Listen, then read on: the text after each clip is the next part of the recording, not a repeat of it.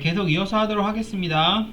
자, 동물 등록에 대한 내용 중 바르지 않은 것은 동물병원에서는 원스톱으로 내장칩 삽입, 동물 등록, 동물 등록증 발급까지 모두 진행한다.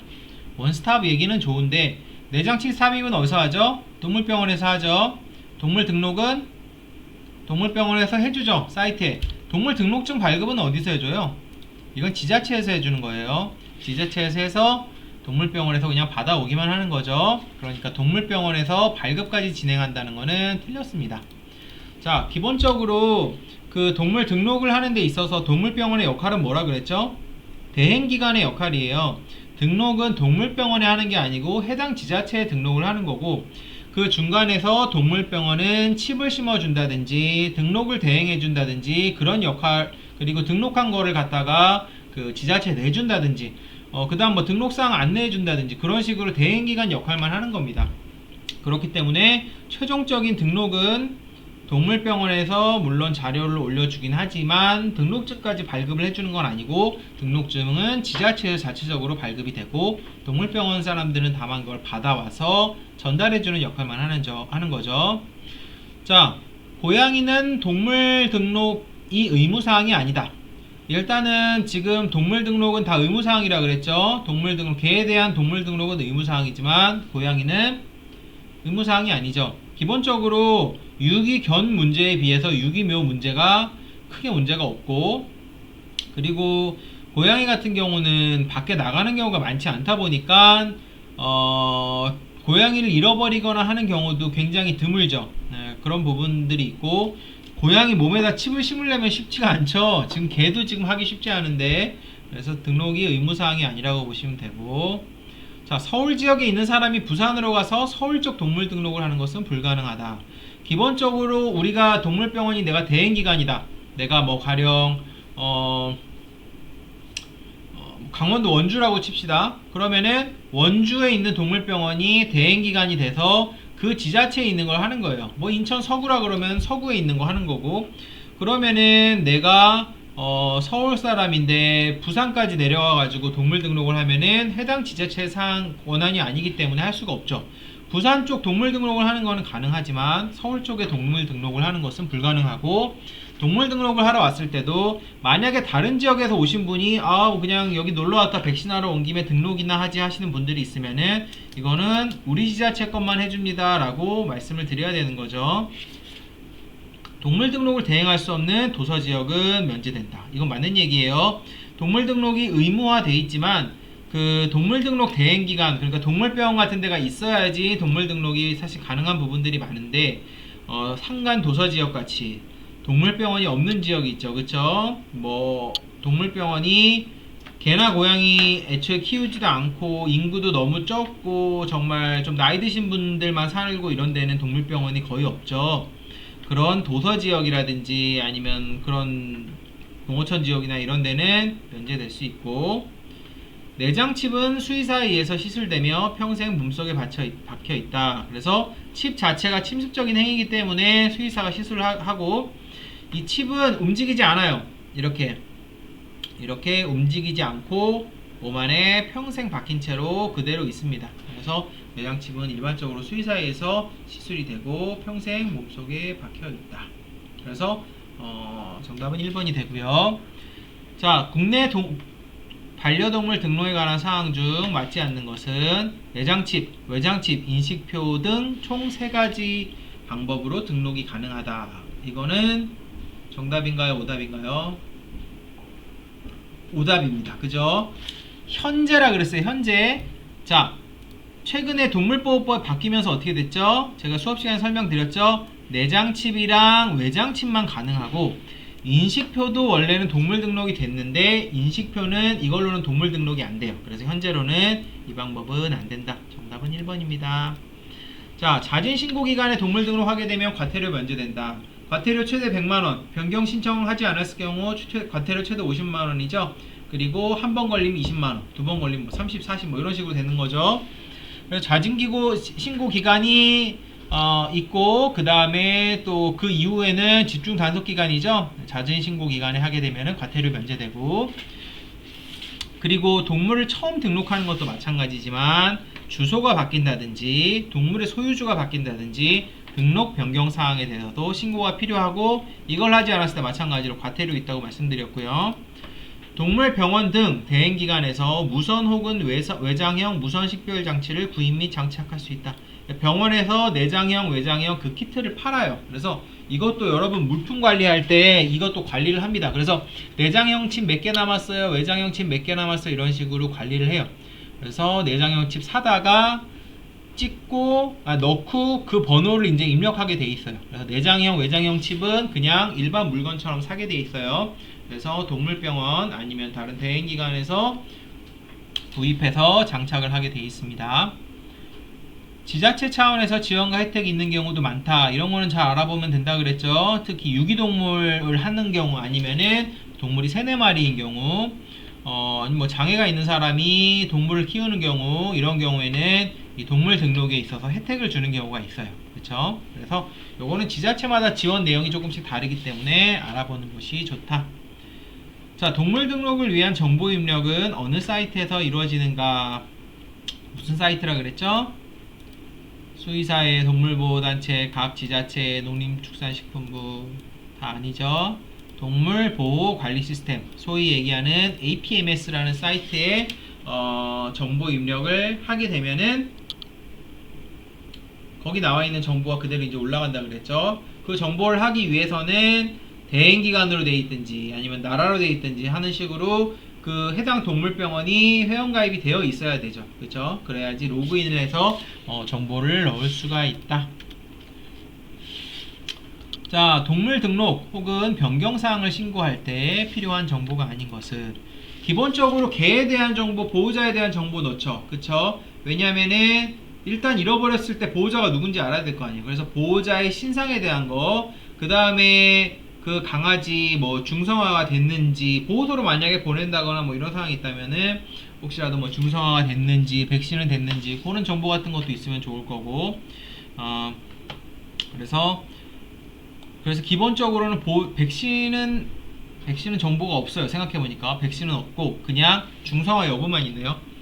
보호자의 이름이랑 전화번호 같이 보호자 신상은 당연한 부분이고, 변경사항 신고 시 변경사항 발생일. 변경사항이라 그러면 아까 말씀드렸듯이 소유권이 다른 사람에게 넘어갔다든지 아니면은 내가 살고 있는 곳에 주소가 바뀐다든지, 기본적으로 내가 뭐 지금 인천에서 살다가 서울로 갔다 그럼 어떻게 되겠어요? 그럼 내가 그 관할하는 지자체가 바뀌는 거죠. 그럼 변경사항 신고해야겠죠. 애완견의 나이와 품종, 그리고 나이 뭐 포메라니안이다, 뭐 나이는 몇 살, 생년월일 몇 살이다, 그런 애완견의 기본 정보. 애완견이 앓고 있는 질병은 넣지 않아도 되죠. 이게 뭐 피부병인지, 뭐 당뇨가 있는지, 암이 있는지, 아니면은 뭐 귓병이 있는지 그런 거 넣을 필요 있나요? 네, 넣을 필요 없죠. 애완견의 성별이랑 중성화 여부는 꼭 넣습니다. 기본적으로 성별은 당연히 넣을 테고, 중성화 여부 같은 경우는 왜 넣을까요? 중성화가 됐는지 안 됐는지 수컷은 확인이 되는데 암컷은 그게 확인이 안 돼요. 그래서 만약에 보호기관에서 보호를 하고 있게 되면은 중성화 여부 같은 걸 이제 확인을 하게 되는 거죠. 동물 등록 대상은 몇 개월령 이후에 대인가? 몇 개월이라 그랬죠? 기억나세요? 2개월? 3개월? 일단 1개월은 너무 어린 것 같죠? 그죠? 얘가 막 어미젖을 아직 찾고 있을 텐데, 그죠? 2개월입니다. 2개월. 그죠? 정답은 2개월이고, 기본적으로 우리나라에서 강아지를 팔 때도 2개월 이하의 개는 못 팔아요. 그러니까 다 2개월 이상이라고 생각하면 되고, 왜 2개월을 보통 기준으로 하냐면은 젖을 떼는 시기가 뭐 한 빠르면 4주에 뗄 수도 있고, 어쨌든 한 2개월까지는 또 젖을 먹는 경우도 많고 그러다 보니까 근데 이제 사람들 어떻죠? 어릴수록 좋아해요. 어릴수록 너무너무 막 강아지가 귀엽고 그러니까 자꾸 어린 나이에 강아지를 갖다가 입양을 하려고 하면 어때요? 사회화가 덜 됐든지 젖을 덜 먹어서 항체 같은 것도 좀 부족하거나 뭐 그럴 수도 있고, 그런 문제 같은 게 이제 생기다 보니까 나이를 조금 늦게 한 거죠. 그래서 정답은 2개월. 자, 이것은 환자가 가장 강하게 호소하는 것을 말하며 보호자 입장에서도 가장 중요하게 생각하는 증상이다. 해결되지 못했을 때 컴플레인이 대상이 되기도 하는 이것은 가장 강하게 호소한다. 주호소. 정답은 주호소죠. 네, 그래서 정답은 주호소죠. 주호소라는 건 뭐랬죠? 병원에 온 궁극적인 목적이라 그랬죠. 그죠? 내가 병원에 이제 왔을 때 다양한 목적으로 왔겠지만 제일 큰 목적이 있을 거 아니에요. 그죠? 하다못해 사람 병원은 우리가 이제 간다고 해도 병원에 간 목적이 있을 거 아니에요. 그죠? 내가 뭐 병원 간 게 뭐도 하고 할 수도 있겠지만 결정적으로 기침해서 왔어요 이런 식으로 목적이 있을 거 아니에요. 그런 걸 갖다가 우리가 주호소라고 합니다. 주호소로 영어로는 chief complaint이라고 해요. 컴플레인 중에서 내가 뭐 컴플레인이 있어서 왔을 거 아니에요. 이거는 지금 불만사항이라기보다는 내가 병원에 온 목적이죠. 그거 중에서 치프라는 거는 뭐 외과 치프 막 이런 데 최고예요. 최고. 제일 크게 하게 되는 어떤 일종의 호소죠. 호소. 영어로는 그것도 컴플레인인데.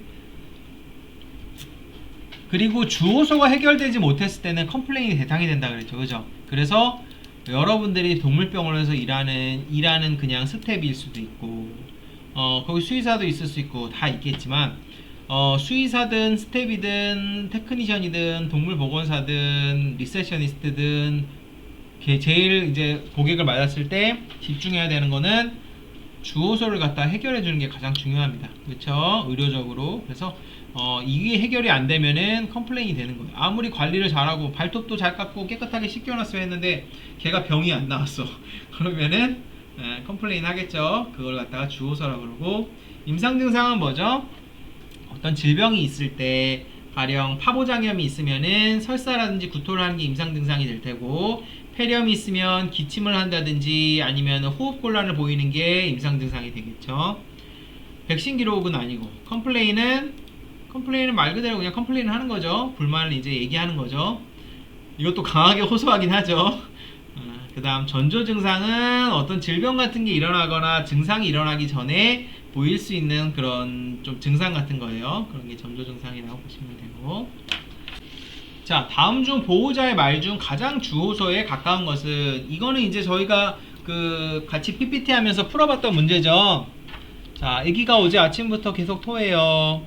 근데 또 지난달에 귓병이 올라와서 치료받았고 지금까지도 약 먹고 있어요. 오늘 귀도 같이 좀 봐주세요. 오늘 아침엔 기운이 없는지 밥도 잘 안 먹고 산책도 안 나가려고 해요. 애가 힘이 없네요. 그리고 평소에 이건 습관이죠. 자기 똥을 자꾸 먹어요. 생각해보니까 오늘 온 김에 예방접종이랑 사상충도 할 때가 됐는데 해주세요. 그러면은 주호소는 뭐죠? 가장 강력하게 호소하는 것이고, 해결 안 해줬을 때 컴플레인 될 것 같은 거 뭐예요? 토한다는 거죠. 지금 토해서 온 거죠. 애기가 토해서 왔어요. 토해서 왔으니까 사실 수의사의 입장에서도 이게 되게 중요해요. 운진하는 과정 중에서 주호소를 찾아내는 게. 그래서 이 보호자는 뭘 정리해서 얘기하는 게 아니기 때문에 이 얘기 저 얘기 주절주절 합니다. 그러면 그 안에서 주호소를 찾아서 해결을 해주는 게 가장 중요하고, 그러면은 사실 뭐 토하는 게 해결이 되면은 다른 것들은 어떻게 보면 부가적인 거예요. 근데 뭐 사상충도 해주고 똥 먹는 거 습관하는 거 뭐 상담도 해주고 귓병 약 귀도 좀 보고 다 했는데 토하는 거 진짜 못 잡았어. 그러면은 이거는 컴플레인이 대상이 되는 거죠. 뭐라고 하겠어요, 보호자? 토해서 왔다니까 지금 뭐 하시는 거예요, 그쵸? 그래서 토하는 거부터 먼저 잡아야겠죠. 주호소에 가장 가까운 거는 1번이다. 전화 응대 시 응급 상황이 의심되는 경우 보호자에게 즉시 내원해 달라고 해야 한다. 다음 중 가장 응급성이 덜한 것은? 자, 일단은 응급이라는 거는 반응이 없거나 완전 미약하듯이 그냥 확 누워있는 경우, 아니면 의식이 없는 경우, 그 다음 전혀 움직이지 못하는 경우, 이런 경우 응급이랬죠. 또 제일 흔한 응급 중에 하나가 뭐랬죠? 호흡곤란. 아기가 숨을 못 쉬게 되면은 이거는 진짜 응급 중에 응급이죠. 바로 와야 되는 거죠. 그래서 기본적으로 반응이 전혀 없거나 미미한 거, 그죠? 완전 누워있는 상태로 눈만 끔뻑끔뻑 뜨고 있거나, 일어설 수 없고 옆으로만 누워있는 경우, 이런 경우 아예 기립이 안 되는 거예요. 강아지가 너무 나이가 들어서 이제 죽을 때가 됐든지, 강아지도 나이 들어서, 그죠? 그 다음에 아니면은 어떤 큰 질병이 있다든지 하면은 강아지가 아예 일어나지 못합니다. 기립을 하지 못해요.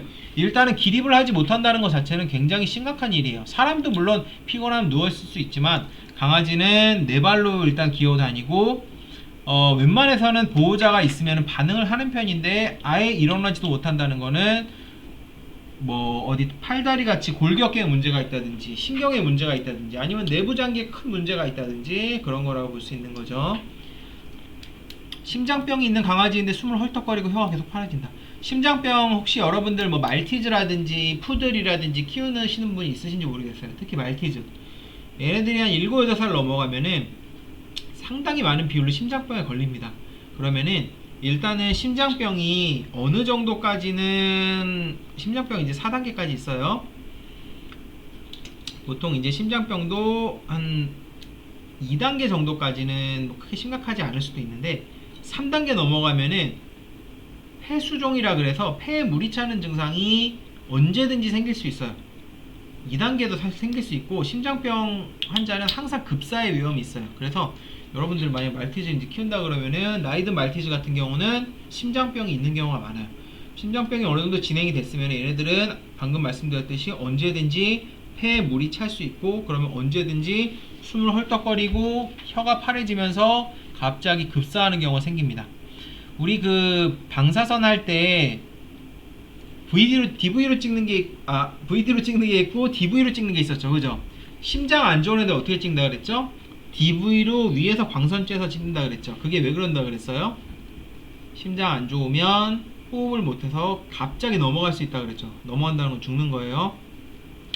그래서 만약에 이제 심장병이 있는 강아지가 숨을 헐떡헐떡거리고 혀가 파래지고 이거는 폐에 물이 차서 산소가 몸에 제대로 공급이 되지 않는 거예요. 이거는 그냥 두다가 죽을 수 있습니다. 이건 바로 약물 같은 걸 먹이고 바로 응급실로 가야 돼요.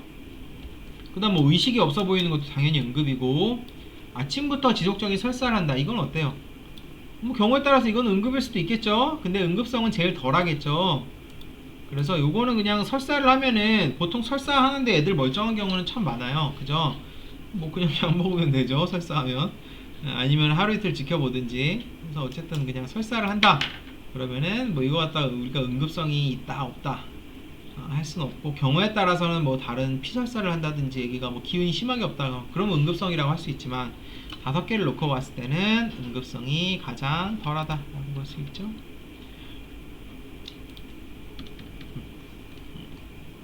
대기 중인 강아지가 수양성 설사를 했을 때 동물보건사로서 가장 먼저 해야 할 행동은 자 수양성 설사는 뭐죠? 수양성이 물수자예요. 물수. 물의 형태를 띤 설사를 했다는 거예요. 그럼 뭐예요? 간단하게 얘기하면 물설사를 했다는 거죠. 그죠? 설사가 있으면은 되게 설사는 다양해요. 변의 형태 자체가 제대로 잡히지 않은 걸 우리가 설사라 부릅니다. 그러면은 뭐 오늘 뭐 3번 4번 화장실 갔다 왔다고 하더라도 변이 어느 정도 형태가 잡혀서 나오면 그거는 설사가 아니에요. 강아지도. 그런데 그런 형태 없이 나오게 되면 우리가 설사라 그러고 그 중에서도 이제 물설사처럼 이렇게 쭉 막 물 뿌리듯이 나오면은 그걸 우리가 수양성 설사라고 해요. 수양성 설사. 그 다음에 설사가 또 어떤 게 있어요? 점액성으로 나오는 경우도 있죠. 찐득찐득하게 묻어서 나오는 점액이 같이 나오는 경우도 있고 그 다음에 혈변을 보는 경우도 있어요. 혈변은 피가 섞인 거. 점액이랑 혈변이랑 같이 나오는 경우도 있고 혈변도 새빨간 혈변이 있고 선홍색 피로 그 다음에 까만 피가 나오는 경우가 있어요. 새빨간 피가 나오면 보통은 대장이나 아니면 이런 하부 위장관계에 문제가 있는 경우가 있고 보통 위, 소장 이런 데 문제가 있으면 변이 까맣게 나와요. 그런 식으로 어쨌든 설사에 따라 다른데 우리가 변을 그냥 대충 보고도 얘는 뭔가 질병이 있겠는데 싶을 수 있어요. 그런데 일단은 설사를 했다 그러면 보통은 뭐를 제일 의심하죠? 전염성 질병을 제일 먼저 의심을 해요. 전염성 질병은 세균성으로 있을 수도 있고 바이러스성으로 있을 수도 있고 기생충성으로 있을 수도 있고 뭐 다양하게 있어요. 그쵸? 그래서 일단은 설사를 하게 되면은 얘를 어떻게 해야 될까요? 필요에 따라서 샘플이 필요한 경우가 있어요. 전염성 설사인 경우에는 그걸 갖다가 현미경 밑에서 보면서 기생충이나 세균이 있는지 보는 경우가 많이 있습니다. 그래서 일단은 수양성 설사를 했을 때 어떻게 해야 될까요? 빨리 변을 치우고 그렇다기보다는 수의사한테 얘기를 해야 돼요. 얘 설사했는데요, 혹시 샘플 필요하신가요? 그래서 샘플이 만약에 필요하다고 하면은 그걸 갖다가 사진도 찍고 변을 약간 수거를 해가지고 뭐 면봉으로 하든지 이제 그 지퍼락 같은 데 넣는 거죠. 그런 식으로 해서 검사를 할 수 있도록 합니다. 그래서 제일 먼저 해야 될 거는 수거가 필요한지 수의사에게 문의를 한다. 만약에 일반 그냥 건강한 변을 봤다 그러면은 그때는 그냥 바로 치우면 되죠. 자, 이번에 혈변을 봤다 그러면 어떻게 해야 돼요? 혈변은 파보라든지 그런 전염성 질환에 걸리면 혈변을 보는 경우가 있다 그랬죠. 그러면은 백신 여부를 물어보고 나이도 한번 보면서 얘가 파보일 수도 있겠다 라고 생각을 해야 돼요. 그때는 격리실로 옮겨야 되죠. 그래서 만약에 혈변이 보인다, 어쨌든 설사가 보인다, 건강한 변이 아니고 어떤 병적인 게 보이면 일단은 수의사한테 얘기를 해서 샘플이 필요하면 샘플을 채취를 하고, 그쵸? 그 샘플 가지고 검사를 하니까 파보도 변 가지고 이제 검사를 한단 말이에요. 그 다음에 사진이 필요하면 사진을 찍고 뭐부터 하는 것이 중요합니다. 그래서 일반적으로 그 샘플을 갖다가 우리가 이제 강아지 항문에다가 그 면봉을 넣어갖고 분변 검사를 할 때 강아지가 집에서 설사를 많이 했으면은 그때 한번 얘기 드렸던 것 같은데 설사를 많이 했잖아요. 그러면은 나오는 게 없어요. 밖으로 나오는 게 없으면 어떻게 되겠어요? 설사 뭐 밖으로 뭐 싸는 게 없으면 어떻게 되겠어요? 밖으로 싸는 게 없으니까 장이 그냥 텅 비어 있단 말이에요. 면봉으로 이렇게 막 해갖고 했는데 아무것도 안 나오는 경우가 비일비재합니다. 그래서 변이 목소리가 변이 어떤 경우에는 그 테스트를 하기에 부족한 경우가 있어요. 항문에다 했을 때 그럴 때는 이제 변이 도움이 많이 되죠. 실제로 분변 검사를 할 때는 제일 좋은 거는 그 변을 갖다가 항문에 채취하는 게 아니고 변을 보호자가 받아오는 게 중요해요. 변이 원래 상당히 많은 양이 필요해요. 분변 검사할 때는. 그래서 원래는 우리나라는 그냥 이렇게 하는데 옳은 방법은 아니에요. 사실 원래는 그 통을 직접 주고 변을 여기다 받아오세요 해서 받아오는 게 가장 좋다. 자, 대기실 응대 시 사고를 예방하기 위한 동물보건사의 행동으로 적절하지 않은 것은 대형견이나 심하게 짖는 개가 들어올 경우 안전. 자, 동물보건사든 리세션 여러분이 하든 중요한 거는 사고가 나지 않도록 항상 주의를 봐야 된다 그랬죠. 자, 일단은 대형견이나 심하게 짖는 개가 들어올 경우 안전을 위해서 입마개 착용을 권한다. 맞는 얘기죠. 그래서 입마개를 이렇게 본인이 또 보건사가 나서서 이렇게 입마개를 막 이렇게 막 껴주려고 한다기보다는 가급적이면은 그 보호자한테 해달라고 하는 게 좋다고 말씀드렸고, 개들이 모여있는 경우엔 주의하라 그랬죠. 그죠? 그래서 보건사분이 작은 개는 안고 계세요, 큰 개는 목줄 짧게 잡아주세요, 이런 식으로 얘기를 해줘야 돼요. 그래서 모여있는 경우에는 서로 싸우거나 무는 일이 발생할 수 있기 때문에 보호자에게 주의를 당부한다. 만약에 사고가 생기더라도 여러분들이 이걸 얘기해줬고 안 해줬고는 차이가 나요. 나중에 이 얘기 왜 안 해줬어요 하고 책임 소재를 묻는 경우가 있기 때문에 나중에 사고가 발생하고 안 발생하고 그런 것도 중요하지만 여러분의 책임을 다해야 되죠. 그래서 꼭 보호자에게 이야기를 해주고, 사나운 개의 경우 주인이 목줄을 짧게 잡고 있도록 한다. 그래서 주인이 일단 컨트롤하는 게 중요하고 목줄이 있는 게 중요하고, 목줄 어떻게 잡아야 되죠? 짧게 잡아서 쉽게 컨트롤할 수 있도록. 그죠? 길게 잡고 있으면 놓쳤다가 강아지가 무는 사고가 발생할 수도 있고, 2층에 위치한 경우 낙상이 발생할 수 있으므로 개가 제한 없이 돌아다니지 않도록 주의한다. 이것도 보호자분한테 그 어떤 경고를 줘야 됩니다. 강아지 떨어지지 않도록 주의해서 봐주세요. 그러면 그때는 동물병원에 물론 책임이 아예 없는 건 아니겠지만 보호자가 책임져야 될 부분이 되는 거예요. 그래서 그럼 여러분들의 일이 줄어들겠죠. 개가 막 제한 없이 여기저기 돌아다니지 않도록 반드시 얘기해주고, 병원의 입장에서도 가급적이면은 뭐 안전문 설치하는 것도 좋고, 아니면은 경고, 낙상주의, 개 떨어지지 않도록 주의해주세요, 뭐 이렇게 판넬 같은 것도 하고, 그 다음에 포스터 같은 것도 붙이고 그런 것들 할 수 있겠죠. 안전문이 설치된 경우에도 문을 여닫을 때는 항상 주의해야 된다. 이거 당연한 거죠. 안전문만 믿고 있다가 문에서 사람이 나갈 때 동물이 같이 나가는 경우도 있다 그랬어요. 그죠? 이중으로 돼 있는 경우도 많지만 안전문 같은 경우 이것만 너무 믿으면 안 돼요. 강아지가 하는 순간에 나가는 경우가 많이 있습니다. 그죠? 그래서 문을 여닫을 때는 항상 주의를 해야 되고 요새는 뭐 고양이 같은 경우도 많죠. 고양이는 문이고 뭐고 없죠. 점프해서 그냥 날아가니까 당연히 고양이는 밖에다 풀어놓으면 안 되겠죠. 제가 있던 동물병원에서 고양이가 여러 마리 있었는데 얘들이 밖으로 잘 나가요. 창문으로. 그래서 우리도 창문 다 닫고 고양이 풀어놓는데 풀어놓으면 손님들 나갈 때 가끔 나가가지고 먼 곳에서 발견되기도 하고 그래요. 별일이 다 있어요. 하여튼 진료실에서 수의사를 보조할 때 동물이 갑자기 뛰어내린다면 어떻게 해야 하는가? 자, 요거는 이제 책에 나온 부분인데 동물이 뛰어내릴 땐 어떻게 해야 돼요? 뛰어내리는 애들은 항상 낌새가 있어요. 뒷다리 이렇게 약간 접고 꼬리가 아니고 엉덩이를 약간 살랑살랑 흔드는 게 얘가 뛰어내릴 것 같은 느낌이 들어요. 보통 이제 뛰어내릴 때 갑자기 그냥 뛰어내리는 경우도 있고 보호자한테 달려가는 경우도 있고, 그런데 보호자한테 심지어 달려가는 경우라도 잘못 뛰어내리면 다리를 다치는 거죠. 그리고 강아지가 보통은 높으면 안 떨어지지만 너무 긴장해 있거나 아니면은 그런 경우에는 뛰어내려요. 진료실에서만 뛰어내리는 건 아니고 입원장도 보통 2층 3층으로 돼 있죠. 그럼 뭐 3층 된 진료장에서 강아지가 뛰어내리는 경우도 있다 그랬죠. 그런 경우 어떻게 하랬어요? 문을 열 때 몸으로 막고 강아지 빼고 그런 식으로 해야 된다 그랬죠. 그래서 그리고 필요에 따라서는 뛰어내리는 강아지입니다 라고 이런 식으로 그 종이 같은 거, 포스트잇 같은 거 붙일 수도 있고. 자, 어쨌든 동물이 갑자기 뛰어내린다면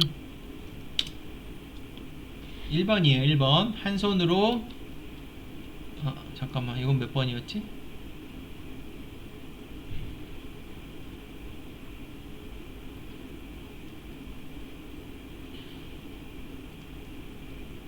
다 맞는 얘기네. 예, 다 맞는 얘기죠. 그럼 이렇게 바꿀까요? 길게 잡고 있도록 한다. 목줄을 짧게 잡아야 되죠. 개를 잘 컨트롤 하려면 목줄을 짧게 잡고 있는 거죠. 그쵸? 답이 없는 게 가끔 있네. 진료실에서 수의사를 보조할 때 동물이 갑자기 뛰어내린다면 어떻게 해야 되는가? 그래서 요거는 정답은 1번이에요. 1번. 뛰어내릴 때 어떻게 해야 되냐면 같이 잡으면서 이렇게 잡아줘야 돼요. 요거 이렇게 뭐 어떻게 사진으로 보여주면 더 좋은데, 동물의 앞가슴 부위니까 여기죠. 그쵸? 여기 있는데 이렇게 잡으면서 잠깐만, 이렇게 잡으면서 잡아주는 게 좋아요. 그쵸? 동물이 아까 말씀드렸듯이 뛰어내릴 때는 어느 정도 낌새가 있어요. 낌새가 보일 때 일단은 못 뛰어내리게 잡는 게 좋고, 그래도 뛰어내리는 경우를 보게 된다면 빨리 이런 식으로 잡아줘야 되죠. 뛰어내릴 때 몸이 딱 내리는 순간 어떻게 해야 돼요? 잡아주는 게 중요합니다. 진료대의 높이는 크게 높지 않으면 그대로 둔다. 이거는 사람 생각이죠. 사람 보기에는 안 높지만 강아지 보기에는 2층 3층이 될 수 있는 거예요. 그럼 팔다리 기본적으로 부러질 수 있고 진짜 운 없으면 머리 부딪혀서 죽는 거죠. 고양이랑 다르죠. 고양이는 이 정도 높이에서 떨어져도 전혀 영향 없지만 강아지는 크게 다치는 경우가 많이 있습니다. 거기다 뛰어내릴 때는 막 병원 와갖고 막 긴장되고 이런 상황에서 뛰어내리기 때문에 그럼 근육이 더 말을 안 듣죠. 그래서 더 크게 다칠 수 있고, 꼬리를 붙잡아서 떨어지지 않도록 잡는다. 제일 잡기 쉬운 게 꼬리죠. 근데 이렇게 하면 다칠 수 있어요. 그래서 꼬리라든지 뒷다리를 붙잡으면 안 돼요. 뒷다리 붙잡으면 다리가 부러진다든지 아니면 탈골이 생길 수 있고 탈구가 생길 수 있고, 꼬리 같은 경우 붙잡아도 피부가 찢어진다든지 안 좋을 수 있죠. 미리 바닥에 푹신한 담요 등을 깔아둔다. 정 뛰어내릴 것 같으면 이래도 되지만, 예, 이거는 뛰어내리라는 거죠. 예, 그래서 너무 만약 걱정되면 그렇게 해도 되지만 1번이 더 좋은 방법이에요. 어쨌든 만약에 자꾸 뛰어내려서 걱정될 것 같다 그러면 4번도 영 틀린 저기는 아니지만 이거는 뛰어내리라고 그냥 막 격려하는 거랑 마찬가지죠. 그래서